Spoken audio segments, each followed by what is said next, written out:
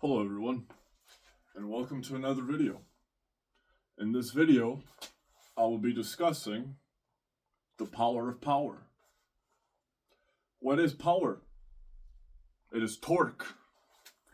And torque is created by specifically compressing or condensing levels of oxygen, resulting in a combustion with greater power, right? So how does that apply into your ability to generate force, such as striking an object, as an example, which is what I will be discussing in this video. Now, I just spent the last half an hour trying to set up this 200-pound bag, which, even with this rope, and me at 205 pounds, putting it up there, and jumping as high as I can up the rope and pulling down, that damn bag wouldn't budge. So this thing is a weight, so let's see how we can move it. So in the idea of compressing oxygen, or condensing levels of oxygen, in some of my previous videos of a while back, I talked about a turbo, which is what breathing through the nose essentially does. You see, when you breathe through your nose, most people, if they have had a nose injury or a broken nose, one of their nostrils shuts down. But what ends up happening is now when you breathe through the opposite nostril, you're breathing the same amount of air. What ends up happening now is you're breathing twice the rate of oxygen through a compression, a tighter, more condensed entryway into your system. So let's do some oxygen breathing. But first, I'm going to demonstrate the difference by performing a 1-inch punch. Now, these are not padded. These are, as you can see, thin as paper. These are just basic gloves for your speed bags and so on. All I'm going to be doing in this video is going from here, and I'm just going to basically punch the bag.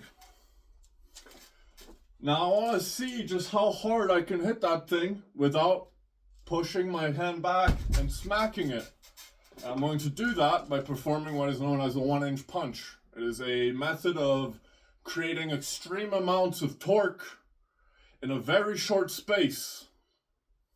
And what this essentially does is it demonstrates the ability of your body's power. So let's perform one punch without condensing oxygen. And now I'm going to perform another punch after condensing oxygen, through a few breaths if you wish. And then I will discuss how to breathe in order to condense maximum oxygen levels, resulting in you now gaining extreme power. So, gloves are on. As you can see, there's no padding, so I can technically wail. Right? I can technically wail as hard as I can on the damn thing by taking a full swing. But how does it look like in a 1-inch punch? First test, 0 oxygen. All I'm going to do is place my hand like this, and I'm just going to push and explode. So let's do this. 0 oxygen, here we go. So that's a 1-inch punch without any oxygen condensation or compressing. So now let's begin the breathing process. And now I want you to listen to this breathing process, because you will see now that I'm actually not releasing oxygen. All I'm releasing is the air pressure. You see, when you breathe through your nose, you are inhaling oxygen. The moment you breathe out through your mouth, you release the oxygen pressure. So how does that breathing look like? Well, listen and you will see how it looks like.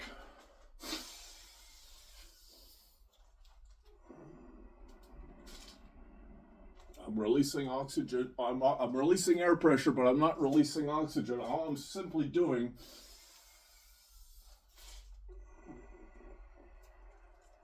sounds like a Duramax, doesn't it? I'm condensing and compressing the oxygen levels. And as I'm doing this, my body is densening, and you can see I'm becoming bigger and bigger and bigger.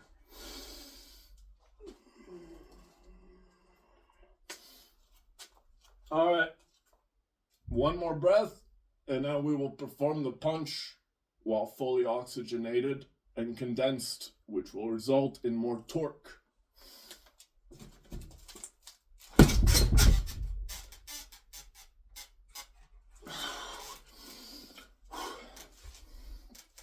Now, to what degree is that perceivable in difference?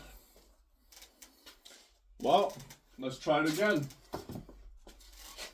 Now, imagine you're doing this in a 1-inch punch, but now you're doing full breathing through your nose, which you see in the art of boxing. When you listen to boxers fight, every time they strike, they are releasing a pressure. And it sounds like this. Because what you're essentially doing is you're clenching your jaw, but you're releasing air pressure, which causes a tightening. And through this torque, you're going to create more power in your punches. So, welcome to the Pat Cave. Here's a session. Let's practice doing a little bit of movement. Let's see how we can do better in our power through our breathing. It's going to look a little bit something like this. Imagine now in boxing, your breathing is according to the combo of which punch you want to land harder. Your combinations are a result of when you're releasing the one particular pressure for that particular punch. And now you see 1, 2, 1, 2, 3, 1, 1, 2, 1, 1, 2, 2. And you see all these 1, 2, 3, 1, 2, 3, 4. And you see now that in these breaths, 1, 1, 1, 2, 1, 2, 1, 2, 3, 1, 2, 3. But now in the breathing, let's incorporate the breathing. So now let's imagine on the 1, 2, I want my exhale to be on the second strike. On the 1, 2, 3, according to the combination you're landing. Because you can do a 1, 2, 3 in different types. You can do body, head, head. You can do body hook, head hook, hook, or you can do something such as a basic Tyson, the real combination. That's the true power which Tyson developed this combination through Custom Auto's coaching, which is the ultimate 1, 2, 3, because you're generating power not just through your breathing, you're generating power through moving forward. And this is the combination, essentially. You see, Mike Tyson was good at bouncing sideways based on his hand placement. In his hand placement, Mike Tyson would not put his gloves like a regular boxer, which is up here, right? He would put them on his chin and keep them tucked together. Which when you get here, all of a sudden, if you push your glove one way, you're pushing your opposite direction with your upper body. So if I'm pushing to the left with my right hand, my body dips to the left. If I push to the right with my left hand, my body dips to the right. And this is the style Mike Tyson essentially had. And you can disappear and you can appear rather quickly. But in this combination, which in the 1, 2, 3, Mike Tyson's ultimate combinations, I would argue, were the body head hooks, or the body uppercut, body again. Those were his best combinations because he was moving forward in each of these particular combinations. When you're throwing a straight hand, a straight right, you're technically moving forward, but my feet haven't moved. I've just shifted in the weight exchange of my feet and my positioning of my stance. Whereas now, if I enter momentum, entering the blow, because I can easily stand right here if you wish to see the combination. And now we will discuss the power of momentum in the art of fighting, which results as a combination of not just your ability to throw hands, but your ability to move, your ability to breathe, your ability to dodge or survive, and ultimately your ability to attack after you defend, from surviving, from your ability to dodge, from your ability to then, and you go backwards in the line. This is the basis of the fighting arts. In order to win, you have to basically accept if you're going to lose. And this is a matter of life and death for these people. Fighters, I don't know if you guys know this, but most fighters, you get hit hard enough in the head, your brain can swell to the point you die as a result. But these folks, these professional fighters, train their brain to receive blows, and as a result, they don't experience concussions as easily. Now, let's get to business. In the combinations Mike Tyson was famous for, which when you look at his combinations, I'm not going to move my feet, I'm just going to show you what the combination looks like. So let's get in our stance. You're bouncing, you're level, you're good. The combination looks like this. As Mike Tyson's entering, moving forward into the opponent would either throw a right straight, which Mike Tyson would then dip and duck under, and now he begins the process as he's coming back forward and up. He is now getting closer to the opponent. I'm here, but watch how close I get. I'm not moving my feet, by the way. I'm here, I duck, but by the time I stand back up, I'm here in range. And if you dodge that right, all of a sudden the opponent is in problems. So, what does the combination look like? No feet moving, here we go.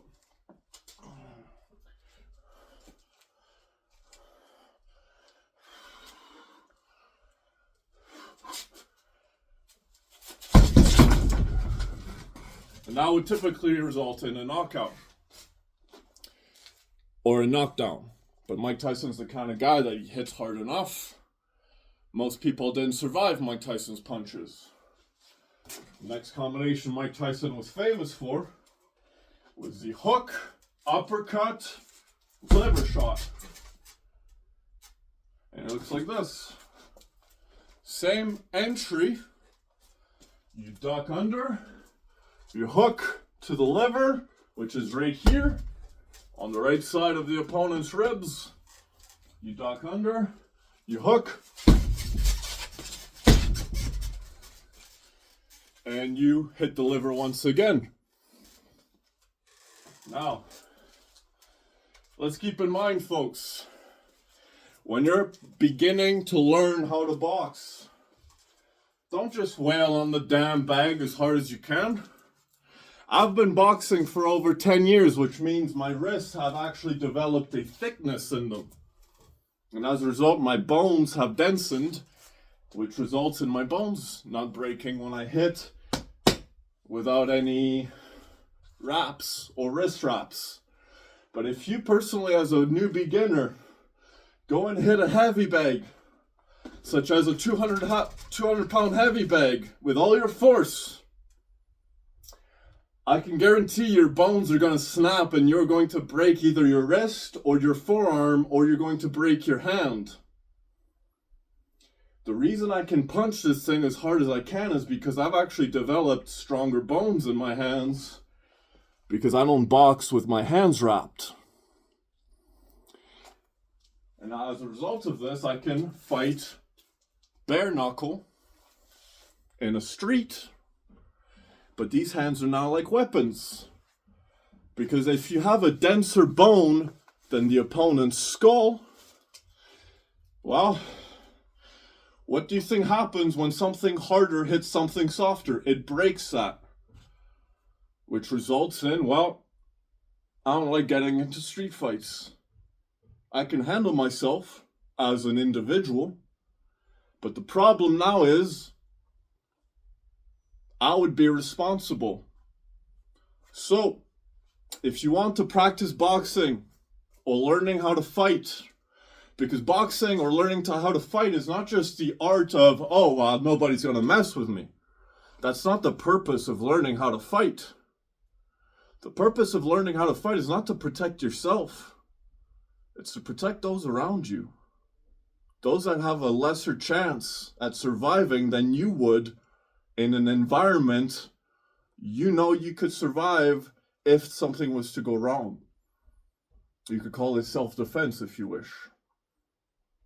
And in the art of fighting, you learn perspectives of survival. To what extent are you willing to assure your survivability, not just of yourself, of those around you?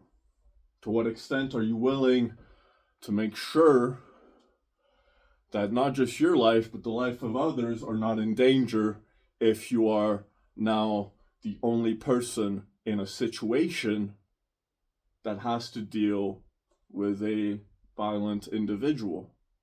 And you can see this everywhere. So, first lessons first, folks. In self-defense, I'm going to teach you the first thing you need to learn if you want to win in a fist fight in the street. First thing you need to learn: don't swing for the head first. Your opponent is going to swing for your head first. Don't swing for their head. Let them come to you. Because most people that don't have fighting experience, when they throw their power, they leave themselves open. You see this whole section right here? That's called your lever. It's called your rib cage. Which all of a sudden, if a person, right hand, right? You're standing there. Practice with me now. Get in your stance. Which stance do you find better? Do you like orthodox or do you like southpaw better? Feel your rhythm. Now, whichever stance you may be, whether it be orthodox or southpaw. From here, I'm going to throw my right hand. It looks like this. You're throwing across your body, technically. You're not throwing straight. You're throwing at the ultimate peak of the extension, resulting in the power. Because that torque has generated in momentum, and it's reaching now a much smaller surface area, known as your fist. And now if you get into tougher bone, such as your knuckle, the surface area gets even smaller. And pound per square inch, PSI, also known as pressure, creates tremendous force. So, how do you win in a street fight? The opponent, for those that may have an individual that has challenged you, you may be, for example, a kid that's being bullied at school, you may be a person that's getting into an altercation as an adult. Regardless of the circumstance, here's my fair warning. Fighting is never okay. The only thing that is okay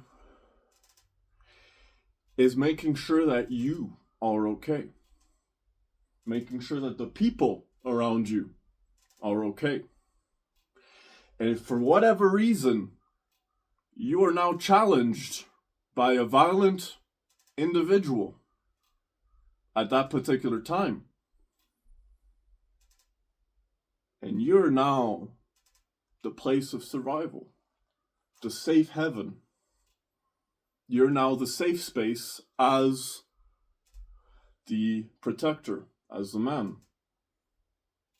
Whether you're a teenager, young adult, or at any particular time. Here's the right. Boom. Which to me is going to look like this. It's going to cross. It's going to go across. So from here, he throws a right. He's throwing the punch in that direction. All I have to do from here is step about 3 inches to the left, and you throw the hook to the liver. And that's as easy as it looks. Now, let's look at it, and that's all you need to do. Because you're not going to hurt the person's skull. You might break the ribs. You might cause them to essentially create a cramp in their liver, which is going to knock them down out of breath for a long time. But you're not going to cause damage. Because, see, an efficient fighter is not concerned with taking their opponent down completely. An efficient fighter is simply trying to move forward beyond that opponent in front of them. Which is the beauty of this liver shot. You're challenged. The individual is about to throw a right hook or a straight right to land on your face. So, all you're going to do is you're going to either step back or you're going to step to the left to 3 inches. Word of caution, anytime you're challenged as a man, I suggest you start practicing tucking your hand under your elbow and talking with one hand in front of you at all times. This allows you to now have a shield in front of you, which you are putting a barrier between you and that individual. You see how I'm now in a protective stance? Imagine now if I do this. I'm completely shielded off from my body when I cross my arms. But if I cross one arm and tuck it under the other elbow, all of a sudden I have a way of protecting my rib, but I also have a way of protecting myself by creating a barrier. And you could just be having conversation. This is just my body language, buddy. I'm not doing anything. You seem to be coming rather hard at me, so I suggest you back the fuck up. And now you see he's starting to challenge you. And he keeps pushing forward, and you keep putting the barrier, keep putting the barrier, keep putting the barrier. And now he is aggravated enough that he is ready to strike.